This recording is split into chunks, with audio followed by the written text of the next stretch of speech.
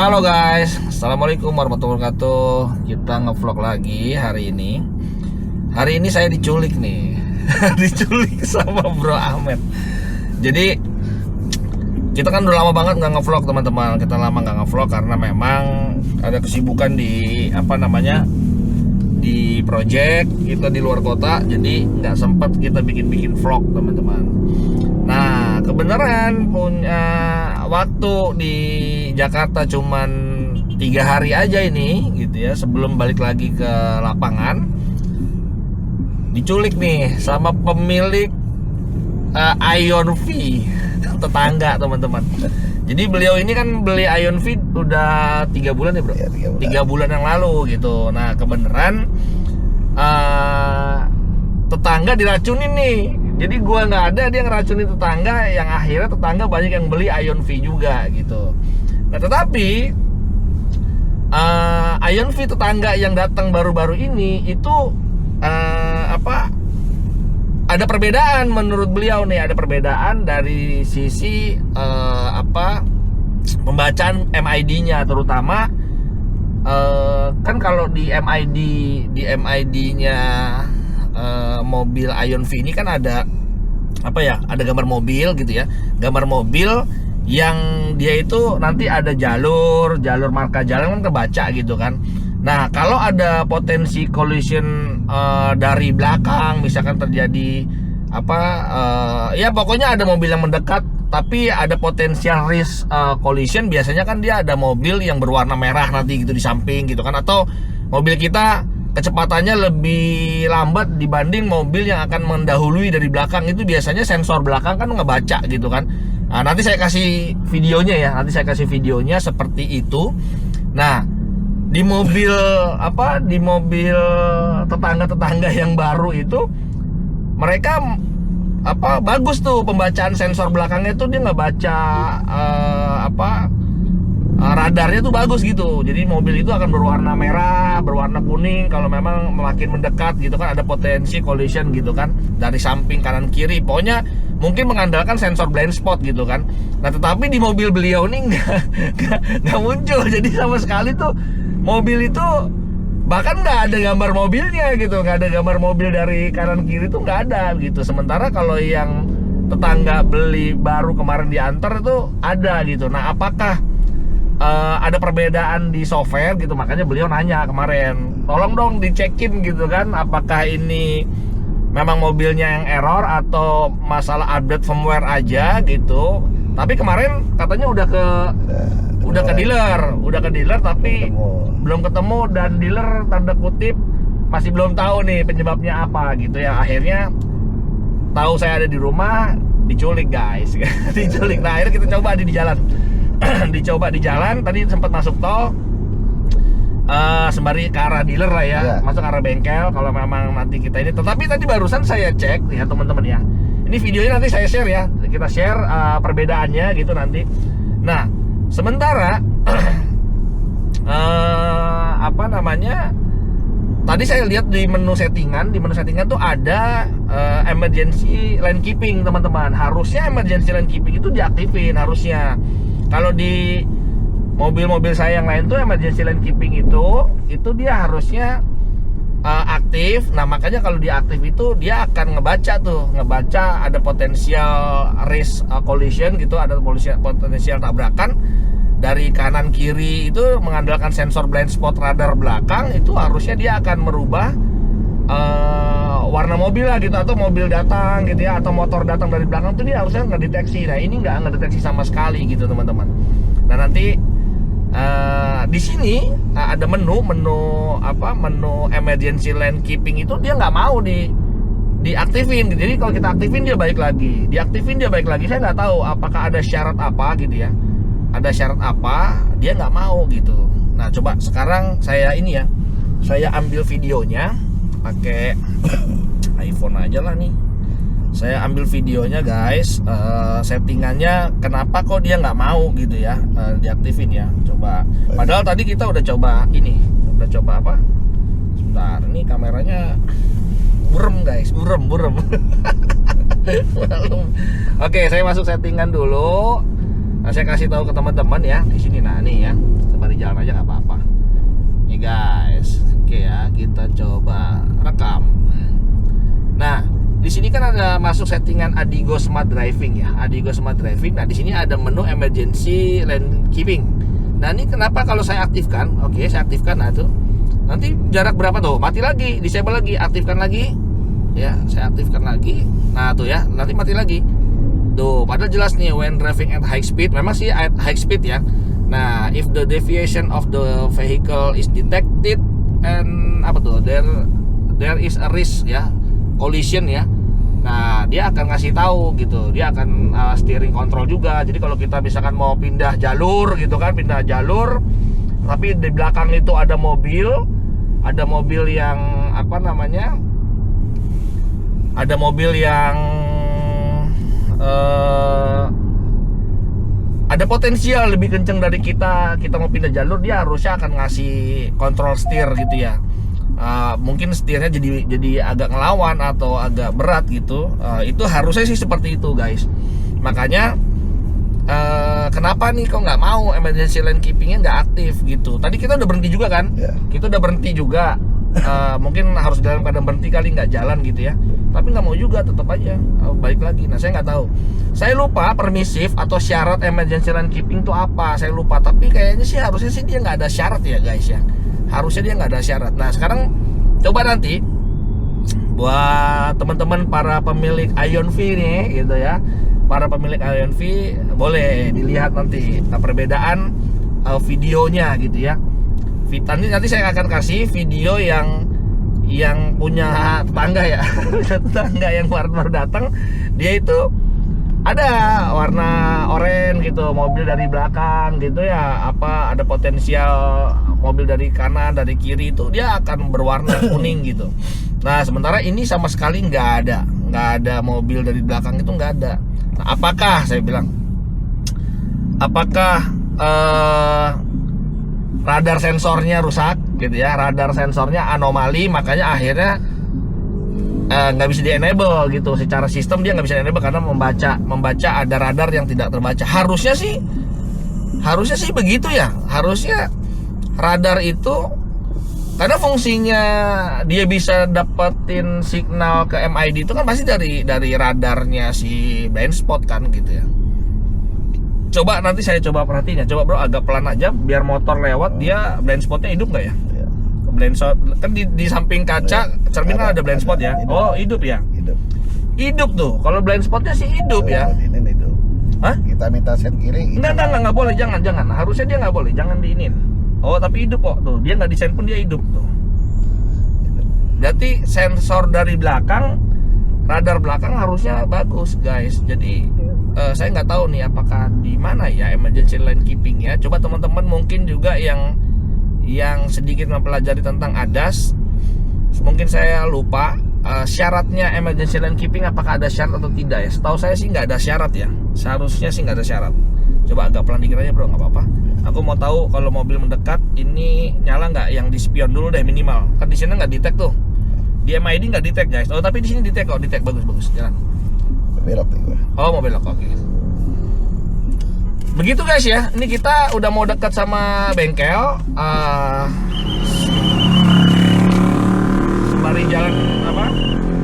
Sembari jalan aja.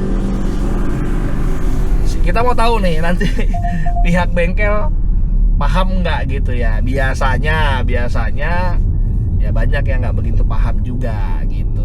Tapi nggak apa-apa, nanti kita lihat apa sih tanggapan dari bengkel. Kenapa ini emergency lane keepingnya nggak bisa aktif?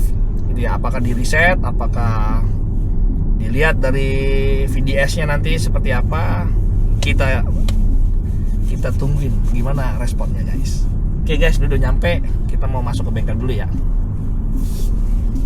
Tuh, udah nyampe nih soalnya nih, kita ke bengkel dulu. Oh, sebentar. Dari sana? Udah jajan sama Bang Nanang. Ya, oke. Bos Ahmed udah janjian sama Nanang itu apa?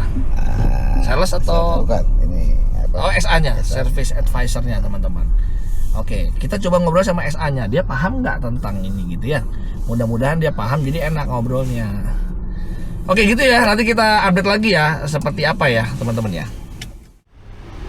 Halo guys, nah kita baru aja istirahat dulu, makan Jumatan ya, kebetulan hari Jumat gitu. Jadi istirahat dulu. Nah ini mobil yang kedua nih, tetangga tadi yang saya bilang kita komparasi dengan mobil yang ini. Mobil yang ini oke, nggak ada masalah gitu. Jadi kita udah hampir berapa jam tadi di dealer, masih belum ketemu juga teman-teman gitu ya, masih belum ketemu juga. Akhirnya kita sholat Jumat dulu nih, makan siang, sholat Jumat dulu. Nah sekarang kita coba komparasi ya dengan mobil yang ini ya. Ikutin terus teman-teman. Oke guys, kita udah di dalam mobil ya. Ini mobil yang satu. Ini kalau kita lihat ya, kita coba di MID itu ya. Itu kayak MID-nya. Nanti kita kasih lihat nih. Kalau pas lagi ada objek di belakang lah itu ya. Nah ini kan kelihatan nih, nanti ada mobil kuning ya. Nah itu ya. Itu kan ada warna kuning tuh mobil belakangnya kan, samping tuh dia mau nyalip. Jadi seperti itu harusnya dia bisa mendeteksi radarnya gitu ya.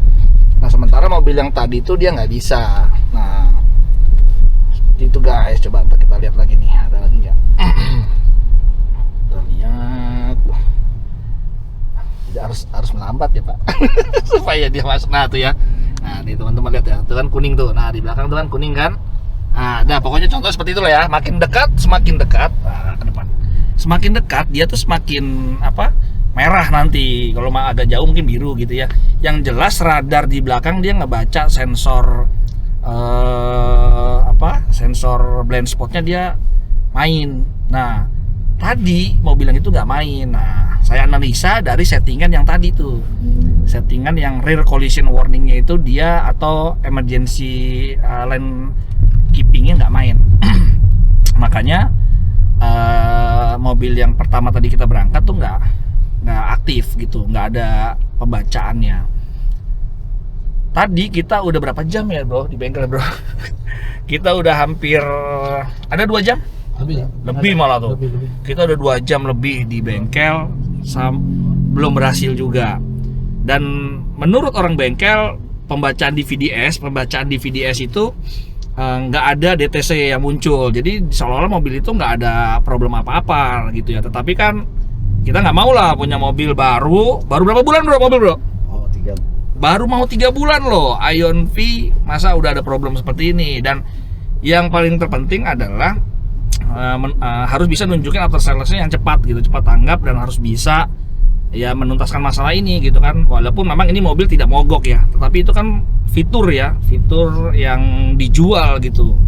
Nah, makanya kalau bisa kita mau tahu nih tanggapannya pihak bengkel Ion V seperti apa. Apakah sampai sore ini kita pulang lagi? Kita udah berapa kali datang ke bengkel? Yang kedua nih. Ini yang kedua. Pertama di bengkel mana? Ya ini yang ketiga. Oh ini yang ketiga teman-teman. Pertama di bengkel mana? Di sini. Bengkel sini pertama. Bengkel yang di mana nih? Pokoknya bengkel sini ya teman-teman ya, di Sukamaju. Ini belum berhasil waktu itu ya, pernah sekali. Terus setelah itu kemana lagi bengkel?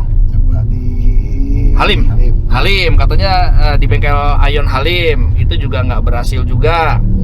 Nah sekarang nih yang ketiga kali balik lagi ke Sukamaju lagi ya. Nah, di Sukamaju ini juga masih belum juga. Ya mudah-mudahan ini ada titik terang. Mudah-mudahan mungkin ya kita maklumin ya, kadang-kadang memang produk baru begini ATP dealer di sini juga orangnya juga kurang begitu paham. Tadi juga saya masih kasih banyak masukan juga bahwa settingannya itu, kalau kemarin waktu datang pertama teman katanya sih ya boro-boro mengerucut ke problem itu ya gitu. Jadi masih bingung aja, nunggu arahan dari APM. Tapi setelah kita tadi kasih tahu ini loh pasti karena ini aja buktinya tidak bisa enable gitu, yang tadi yang saya kasih unjuk di awal ya. Jadi makin mengerucut. Nah tapi benar ternyata tadi katanya dia coba update untuk radar depan dan belakang, katanya gagal terus dilakukan update softwarenya gitu.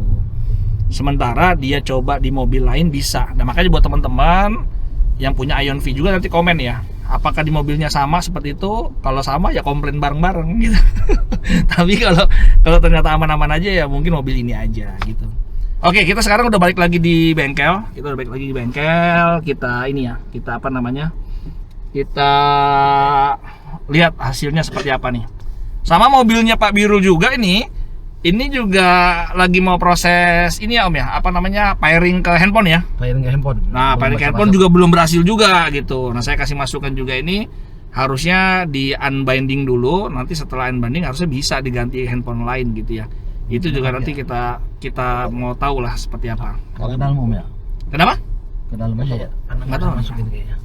Oke guys gitu ya. Nanti ditunggu update-nya seperti apa nih. Halo guys. Kembali lagi kita.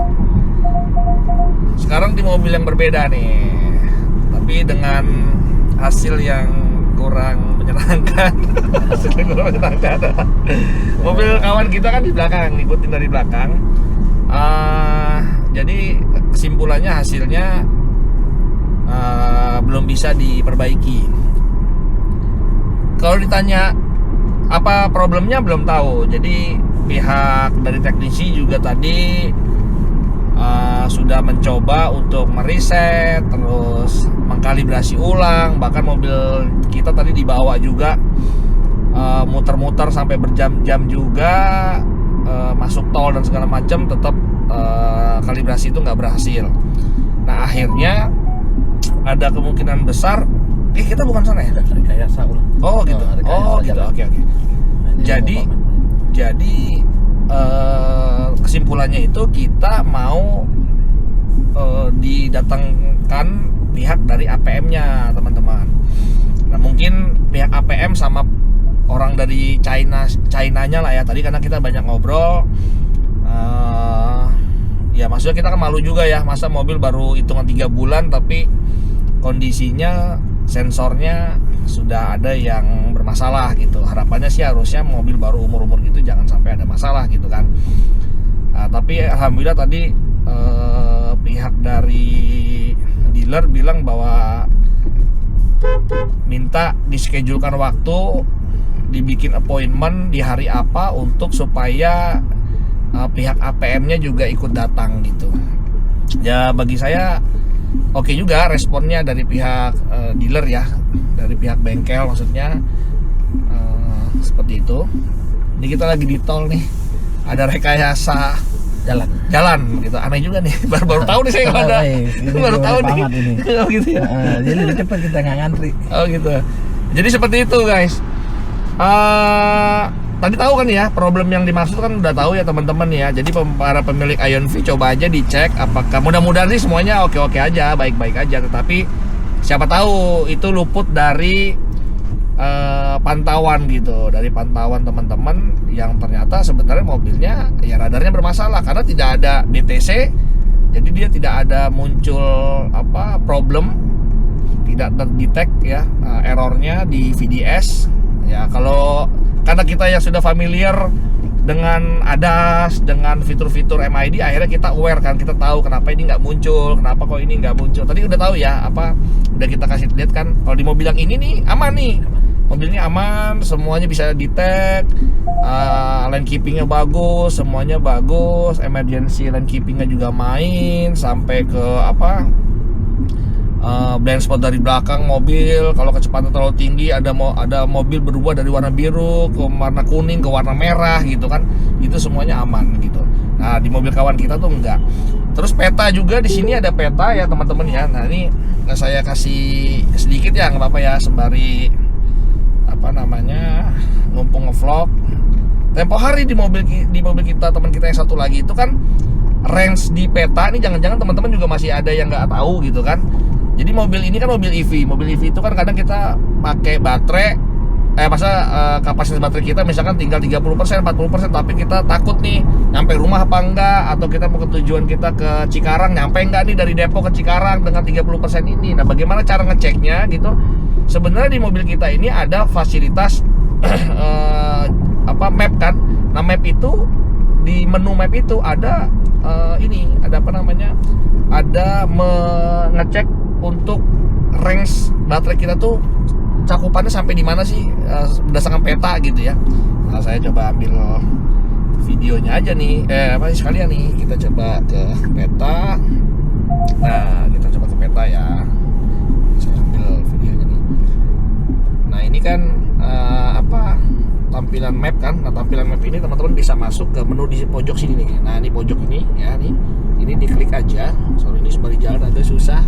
Nah, diklik aja. Nah, di sini ada tulisannya jangkauan EV. Nah, ini ya tuh. Jadi tahu nih kita nih posisi kita kan di sini. Nah, kita tuh sampai di mana nih? Kalau yang hijau-hijau ini misalnya contoh di posisi saya sekarang lagi di tol apa nih ya? Tol Desari kali ya. Ya di Sari. Desari. Nah, ini kan kita bisa sampai Magelang tuh. Bayangin dengan range kita, baterai kita tuh di berapa persen nih ya? Pokoknya kurang lebih sekitar 90% gitu. Nah, ini bisa sampai Magelang, bisa sampai ke Banjarnegara, Banyumas, Kebumen gitu ya. Tapi kalau kita mau paksain sampai Seragen, kita udah pas-pasan banget nih karena merah di sini. Nah, teman-teman, ini sebagai edukasi aja, siapa tahu ini belum tahu fitur ini gitu ya. Nah, ini kita informasikan bahwa ada loh fitur seperti ini, jadi kita nggak khawatir. Mungkin kalau 30% jangan-jangan cuma sampai mana Bogor apa sampai Garut gitu kan. Nah, ini kan ada tuh. Nah, gitu ya. Nah, bahkan nih kalau kita nyebrang pulau pun kita bisa sampai ke Palembang nih, Banyuasin tuh, sampai ke atas guys. Gitu ya. Jadi teman-teman explore sendiri. Ini yang belum tahu silakan di otak-atik ininya apa mapnya gitu ya. Oke. Kembali, kita klik kembali. Nah, seperti itu. Nah, jadi gitu guys. Ya agak kecewa juga. Hari ini berjam-jam sih. Dari pagi sampai sore. Sampai sore ya? Sampai sore ya udah jam 5. Sampai jam 5 loh, bayangin guys gitu sampai dia tutup gitu. Akhirnya dia mengangkat tangan, Pak, nyerah gitu. Pak, nyerah, kita belum bisa perbaiki, tapi nggak apa-apa. Ini kan buat pengetahuan kita juga gitu. Dan terutama kita sharing ke teman-teman bahwa ya ada problematika itu. Teman-teman coba yang punya Ion V sama-sama dicek, mudah-mudahan sih kondisinya oke-oke aja. Tapi kalau sampai ada ya sama-sama biar, karena tadi SA-nya punya WAG Group, WAG Group bareng-bareng para SA kali ya, se-Indo Mobil mungkin gitu. Itu katanya belum ada kejadian ini, baru pertama kali gitu. Ya mungkin pertama kali di kita karena kita aware tentang begini-beginian gitu kan. Kalau yang lainnya mungkin nggak aware. Mobil sih nggak ada masalah, mobil tuh sama sekali nggak ada masalah, normal-normal aja. Cuman ya tadi fitur safety-nya kan jadi hilang. Karena harusnya kalau kita mau ngambil sen kiri, kita mau pindah jalur gitu kan, jadinya kan nggak dikasih notifikasi kalau ada mobil yang mendekat gitu kan. Itu kan jadi fiturnya hilang lah. Sementara kita beli mobil ini kan kita beli fitur itu untuk safety kita begitu loh. Orang Pak Birul aja nih dengan adanya fitur itu aja seneng banget, yang sebelumnya nggak ada ya Pak? Nggak ada kan? Yang saya sebelumnya masih mobil konvensional ya? Konvensional tuh. Dengan EV ini luar biasa senang. Tuh, seneng banget guys gitu loh. Senengnya nggak cuma udah nggak ngisi bensin, udah nggak bayar pajak gitu. Serba murah lah, serba murah. Dan yang terpenting adalah tadi fitur keselamatannya kita makin pede gitu kan. Ngantuk dikit ya takut, wah yang punya mobil belakang nelpon. Oke guys, begitu aja kesimpulannya. Nanti kita update lagi kelanjutan perbaikannya seperti apa ya. Sampai ketemu lagi di vlog kita berikutnya. Assalamualaikum warahmatullahi wabarakatuh. Bye bye.